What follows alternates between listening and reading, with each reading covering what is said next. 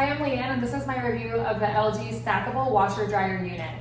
Unlike most stackable washers and dryers, this is sold in one piece, and you have the same control panel here for both the washer and the dryer. You can toggle back and forth between your power button for washer or dryer.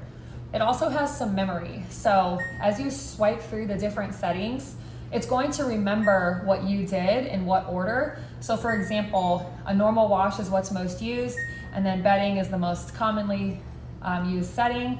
And as you toggle through, there are lots of different settings, but it's gonna have that muscle memory, which is so nice. Here's your start stop button, and now I'm gonna show you how the soap works. The soap tray pulls out right here, and this is probably my favorite feature of the whole system.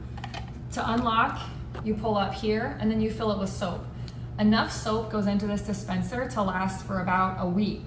So with every load, you are not re-upping the soap. So that is a fun time saver. I feel like every mom needs this in their life. Softener goes here. This is your standard detergent. And then HE detergent can go in here.